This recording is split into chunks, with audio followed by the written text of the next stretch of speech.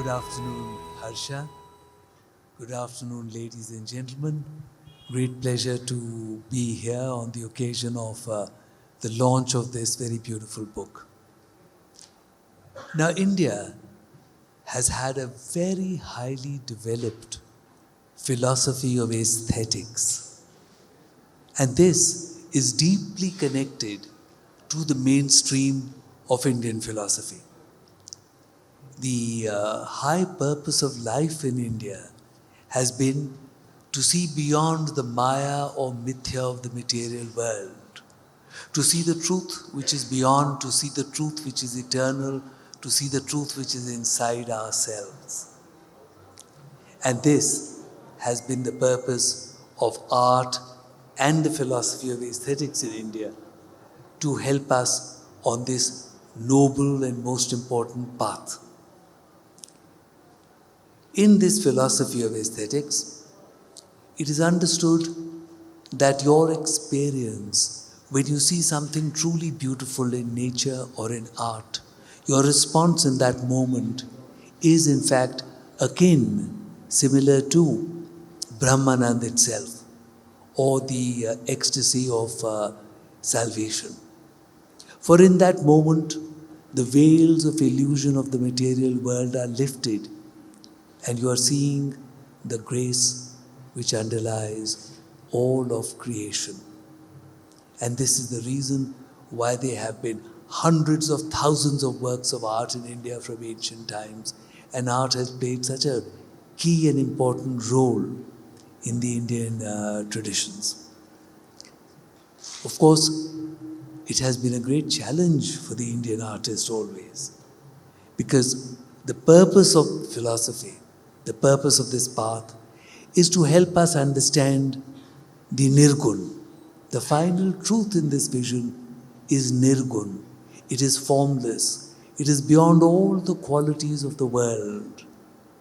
And yet, all the means of communicating this great truth are very material.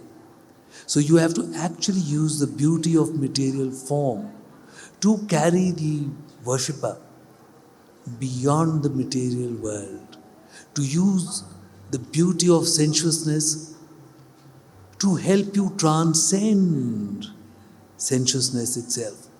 And this has been an absolutely marvelous and great tradition of Indian art and philosophy. And unfortunately, this has been rather forgotten. It has not been taken so seriously, it has not been spoken about. And here we have today a person who has devoted much of his life to the study of this philosophy, to the study of aesthetics, Harsha Dehejia, who has brought out this book recently, The Third Eye of Indian Art. Now, Harsha, would you please share with us, why did you write this book? Thank you, Benoy. Thank you so much. I couldn't have said it better. Set up the stage for me to speak. The reason I wrote this book is, if you like, a certain Gandhian idea that I had, that we need to pick up, we need to find that aesthetic space that we have lost, the aesthetic space of traditional art, which has been taken over by art historians, many of whom are Western trained. I have nothing against art historians, they've done an excellent job.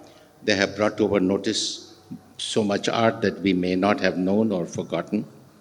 But the time has come for us to go beyond art history and re-enter aesthetics, the subjective, serene, inward experience of the art object.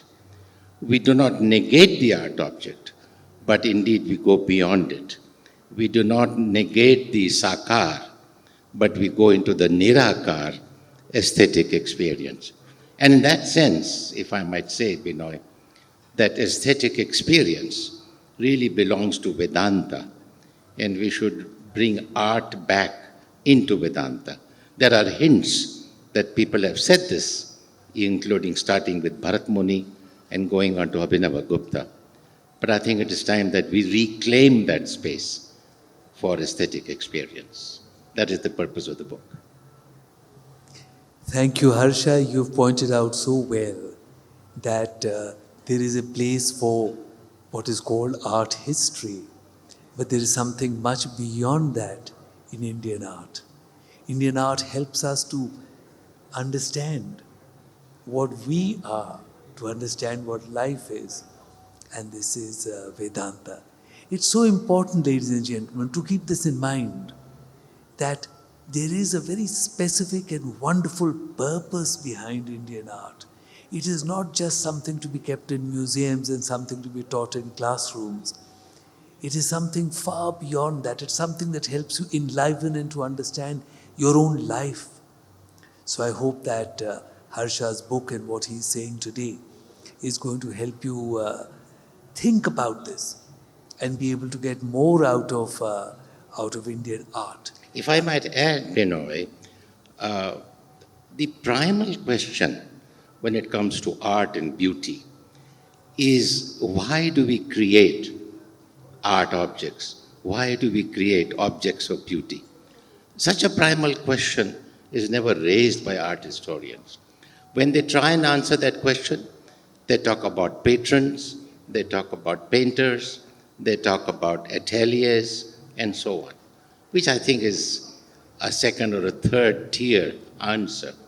The primal answer, as you correctly said, and that is why I think art belongs to Vedanta, is we create art objects or objects of beauty to know ourselves. The primal question, koham, that the Upanishads raise, I think is answered not only by abstract contemplation, which is the signature of the Upanishads, but by contemplation of the art object, should lead us to the answer that question, koham, who am I? Yes, Harsha, as you're pointing out, what the Upanishads bring before us in terms of thought and abstract understanding is in fact put into practice by art. Art is in fact then a form of yoga. It is the practical philosophy, the philosophy which helps us to understand what it is all about. And you're so right in pointing out that patrons and the such like are very peripheral.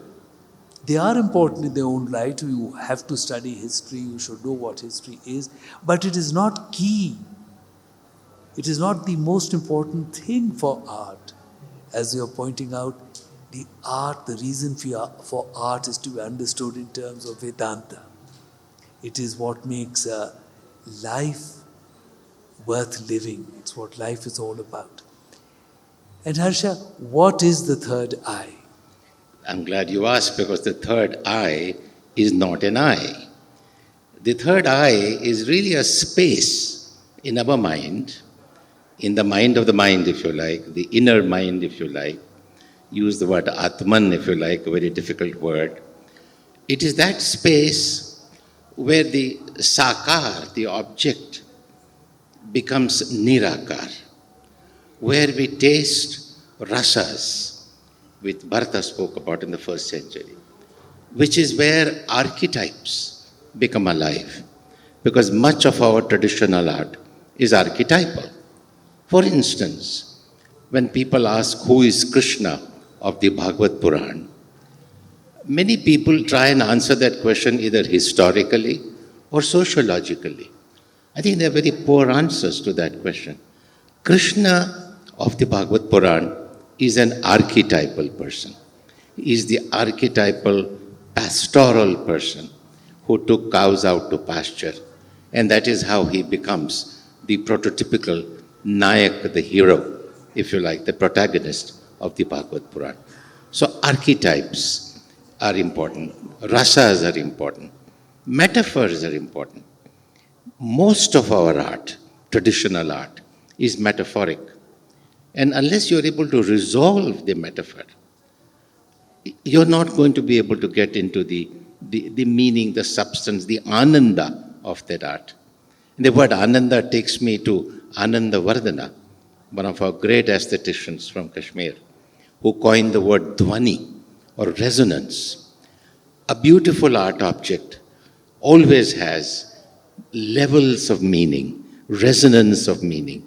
And unless you're able to participate and create your own, if you like, resonance of meanings, the art object does not totally reveal itself to you. And that is the third eye. Obviously, the third eye, when people talk about the third eye, they think of Shiva's third eye, the eye of anger, the eye of destruction. Yes, there is anger. There is anger at not being able to carry forward the art object from object to subject. And therefore, I use the word third eye as the eye of gnosis, if you like, as Sri Aurobindo would say, the eye of knowing, not the eye of knowledge. With our two eyes, we see things, we engage with the world, either the world around us, or the world of beauty, or the world of art. That is the function of our two eyes. The so-called third eye it gives us drishti, it gives us insight, not sight. It gives us an enlightened experience and meaning of the art object. It is synesthetic. It brings all kinds of sensory meanings into the art object. And it is also polychromatic. It takes us beyond the surface to the interior of the art object. It takes us to the ananda of the art object. Because ultimately, what is the purpose of the art object, or what is the purpose of beauty, is to restore ananda, which is part of our being. It's so good of you to write this book and to bring before us today also the true importance of art. In fact, this is a world which is so caught up with objects of the sight, objects before our eyes.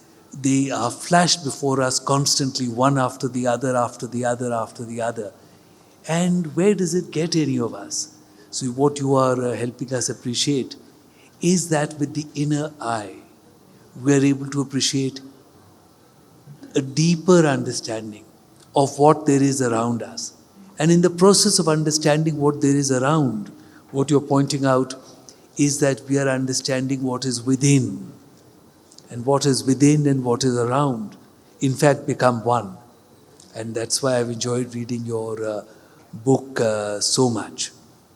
And Harsha, would you tell us about other exponents of the philosophy of Yes, aesthetics? indeed. But before that, let me, since you talked about the world around us, I find that contemporary art, if I might, and particularly painting, contemporary painting, is all about expressing anger or angst or despair or displeasure or pain, because they are producing that art from very superficial mental level of their being. They are not going deep into themselves to create that art object. So, if not all, but some, perhaps much of today's art, regrettably, is an expression of your angst, your displeasure, your discomfort about social realities.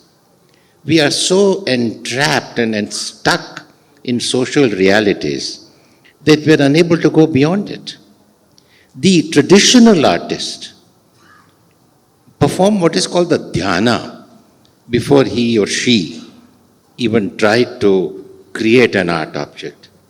You have to go above and beyond social realities, the pain of life, the displeasure of life, the problems of life, and so on. Because if you do not do that, your art is going to express just pain and displeasure and so on, or certain very superficial ideas. The artist is required to go into a state of dhyana, meditation, contemplation, serenity. If I might give an example of an artist in certain Gujarat villages who does what is called the mural of the Pitora Baba, one of their gods, the tribal gods, Adivasi gods. That artist performs purificatory functions. That artist sleeps by the wall where he is going to do the painting. All night he performs pujas or rituals. The next morning he gets up and has a bath and then starts his work. Just a small example of what I call the artist dhyana. Yes, Harsha, in this world which is so much comprised of angst and the expression of that angst where there is violence, dissatisfaction and unhappiness, it is art which is there to help us see the grace which is actually beyond all this. Beyond all this noise and confusion of the material world, there is a grace, and that grace is to be found within us. And it is the purpose of art to awaken that grace within us. What a marvelous philosophy of aesthetics. So clearly understood. I don't know why we have been so confused and rushing after trying to understand other patterns of art understanding, when such a deeply worked out, such a beautiful philosophy has been available to us, and a philosophy based upon which hundreds of thousands of works of art which are acknowledged as among the finest of the world have been created. Now tell me, Harsha, you have blamed art historians, but are they the only ones to blame? Not at all. I'm glad you raised that question because the entire quote-unquote art world today is been taken up by art critics, by museums, and the worst of all, if I might say so, is the so-called art market, the auctions, the buying of art. And about a month ago when I was in Mumbai, I was at an auction where a Kangra painting, which should have sold anywhere from 20 to 30 lakhs, was sold for 16 crore rupees. Now, I don't know who the buyer was, we are not supposed to know. But don't you think that that buyer is just buying it for investment? And that 16 crore painting will become 20 crore? Which museum is going to be able to afford such a painting? Will we be able to see that painting, which was sold for 16 crores? So these are some factors that has made art, which is the repository of beauty, a source of contemplation, a source of ananda, a source of serenity, into kind of an art market, which, and regrettably even traditional art and ancient art, is now being auctioned. A word about museums. Yes, museums are important. Without museums, we would not be able to look at so much art they were able to see. But even museums are not able to move us, the viewer, from the object to the subject. That why don't they talk about, now we have so much technology in museums, why don't they encourage the viewer to view the art object very differently? Not worry about who is the patron, or is it Bikaner, or is it Mewad, or is it this or that. What is going on in the art object? What is Krishna doing? What is Krishna Shringar? Is Krishna Shringar only romance? Or is Krishna Shringar also a type of knowledge? Absolutely. It is in fact leading us to the greatest knowledge. And ladies and gentlemen, that is where Harsha's book, which is here with us today, new book, and his words are so important. It is so important for us to realize that there is so much that art can contribute to us. It's not just an investment, as he points out. As a matter of fact, the moment it becomes an investment, it has already lost most of its value. Because its value is something which should take us beyond the whole idea of investment. It should take us beyond the material world. It should take us beyond wanting another rupee or another so many rupees. It's so important to understand what the art can do to you and what that Kangra painting can do to you, which Harsha was speaking about, and what Krishna can do to you. And Krishna, which comes from the root of the word akarshan, is so important, how your own akarshan can be used, how in this beautiful world of aesthetics, how your own akarshan can be used to lead you in a seamless path towards more grace and more knowledge. I hope that his book and his words today will help all of you to want to learn more. First of all, read his book carefully, and then want to learn more about this aesthetics.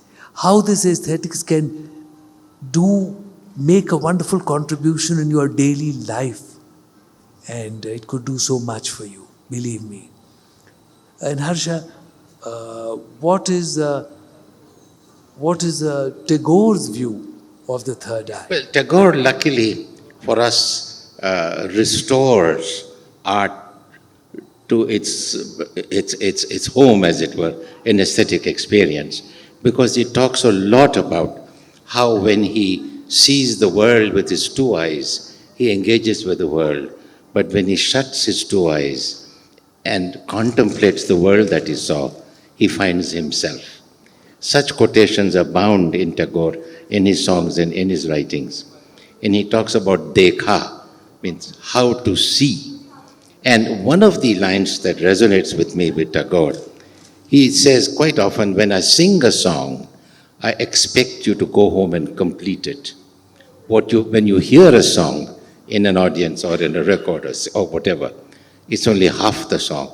The other song, the other half of the song, is what you complete when you shut your eyes and shut your ears and contemplate and meditate about the song. So the experience of art is not just all of it created by the artist, but in fact it is shared and finally completed by the viewer or the listener. It is a marvelous sharing, and perhaps that is why the artist in ancient times never used to write his name upon his paintings, because there was no ego associated with it. Without the wonderful viewer, without the viewer to complete the process of the evolution, without the viewer to complete the process of art, without the viewer to complete the meaning of art by experiencing it, what would there be? And Harsha, may I request that we unveil this beautiful book of yours before the world? Thank you so much, and thank you for those very lovely questions, which has brought out some of my ideas. Without you, in fact, I'm one of your cheerleaders, because I've followed your films, I've followed your photographs and your books. And the word inward look, if I might say, is one that I borrowed from you, and that has inspired me a lot. Thank you so much. Very kind of you to say that. It's been marvelous to read your book.